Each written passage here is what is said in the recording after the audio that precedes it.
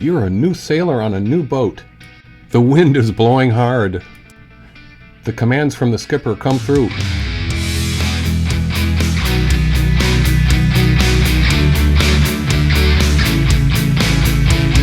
Jibe the jib and backwind it.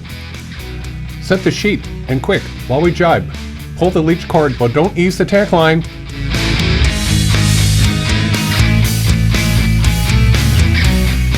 But in confusion, you grab the wrong line. The boat rounds out of control, and everybody looks at you like you're from Mars. Can you identify with that? Or maybe this is your nightmare. Where do all of these bizarre terms come from? Who picked them? And how on earth can I remember what they mean? I mean, a sheet. Isn't this a sheet? A sheet of sail? Wouldn't that make sense?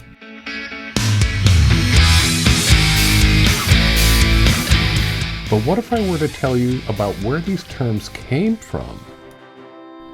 I think you'll be surprised at the wisdom of the ancient mariners that coined them from their millenniums of conquering the seas. And the light bulb will come on for you. And you'll not only understand why we have those crazy names, but you'll have a deeper appreciation and a deeper connection with the past. And I think I can safely promise you'll much better remember exactly what to do with them here on out. Are you with me? If you are, please click on the subscribe and like, and that's all I ask. There'll be lots more of this coming. Thanks. Ready? First, I want to say that I'll be using the terms as I've come to use them when I've been sailing from the shores of the Atlantic, Pacific, Mediterranean, and Indian Oceans. Yeah. The Mediterranean is not an ocean, but it has such a unique and rich sailing legacy, it might as well be.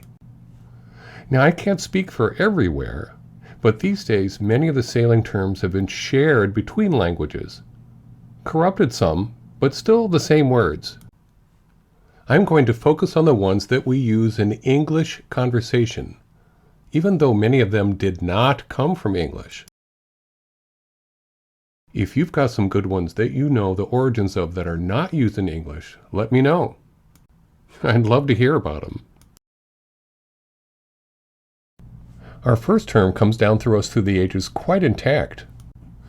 The word jib, from the Arabic jib, which translates to a pocket or fold, likely originally referring to the shape. While nowadays many sails on the modern boat have a fold-like triangular shape, the jib is typically the one that flies from the bow of the boat. Think of the jib with its pocket shape that is created when it is full at the bow. Now, there are some different types of jibs, and sometimes they are referred to by their subtype name only. But I think it's fair to say that if you use the word jib for any of these sails, you're in good enough company as a beginner. The term jibe, often confused with the word jib on the other hand, means a totally different thing. It comes from the Renaissance age Dutch word gijben, meaning to shift suddenly. A jibe is not an object like a jib, but an event, when the sails are flopped, sometimes violently, when going downwind. Its claim to fame is the Hollywood movie where the star gets in the way of the boom when it crosses during an accidental jibe and ends up in the water. Can you jibe a jib? Why, yes. It happens all the time. It just means that you're shifting suddenly the jib from one side of the boat to the other as the wind passes behind the stern of the boat.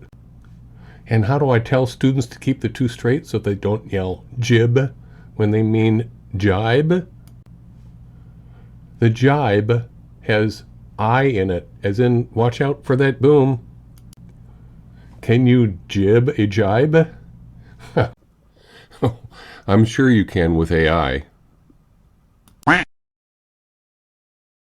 You'll notice even though we won't get through all of the terms in this video, You'll see a lot of them come from Dutch. Well, why is that? In one word, trade, and specifically the trade of the Dutch East Indies Company, often considered the world's first megacorporation. Famous for its trade in spices with the East Indies, or what we now call Indonesia. Words from the Dutch ship owners were used by sailors of many countries and ended up in our present common sailing lingua franca. Now, here's a term that causes a lot of confusion with new sailors. The term sheet. The sailing term sheet comes from Old English words like siatior or siata, meaning a piece of cloth, or the lower part of a sail, with the word eventually being applied to ropes controlling those sail corners, clews, by the late 13th century, evolving from the concept of the sail's edge, or shoot. The big thing to remember is that a sheet on a boat has no connotation with the sheet of something like a bed sheet, even though the words, surprisingly, have similar origins. A sheet on a boat is purely the line that attaches to the clew or corner of any sail that allows its angle to be changed relative to the wind. This is a term you just have to swallow. It's just the way it is. But perhaps it helps to know that this has been this way a very, very long time. Another odd term is the word leech. Non-sailors usually think of these nasty things, but for a sailor, the same sounding word comes from Old Norse and means the edge of a sail with a bolt rope. I would guess that sails in the Viking era had bolt ropes sewn into the edges to keep the natural fibers from separating. Today it means any trailing edge of a sail. It's also thought to be a corruption of the phrase lee edge, or the edge of the sail away from the wind, which I think makes a lot of sense and helps a lot of my students grasp and remember it quickly. It's certainly a lot more pleasant than thinking about the squirmy things. Now here's one that sounds odd when you hear it, but when you understand it is two words that have become one over the centuries, it gives you that aha moment. And that's the term halyard. A halyard is any line that pulls up a sail. Any sail. The first part of the word comes from a word we already know, from Middle English, haul. In sailing, to haul essentially means to pull something. And what are we pulling in the second part of the word? A yard arm of a sailing ship. Therefore, the word halyard actually means haul yard. Over the centuries, it has been morphed to halyard. While there are tons more terms, I just can't cover them all here. But there's just one more bizarre one that I'll touch on this video. If for no other reason, just because it's such a common term in sailing. And that is the term luff. Luff is an old Dutch word for the windward side of the ship. But it is also thought to be linked to the word lof, meaning palm of the hand, indicating the flat part of the sail next to the spar. Today, we consider the forward part of any sail the luff, even a spinnaker that is attached to a pole or sprit. And of course, we've added the English infinitive to the word to describe the action of stalling the sail, letting it flap, as luffing.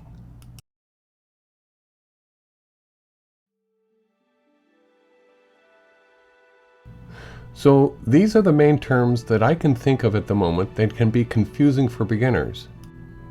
But wait, there's more. Oh yes. Sailing is one of the oldest sports in the world, which means that there's lots and lots of slang. Sometimes many terms for the same definition.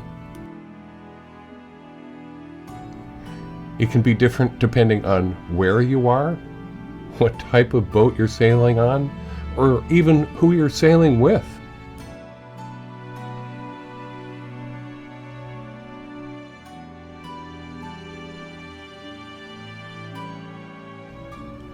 It's enough to even make an experienced sailor's head spin. But we'll take a big bite out of that in our next video. So punch the subscribe, set the notify, and stay tuned.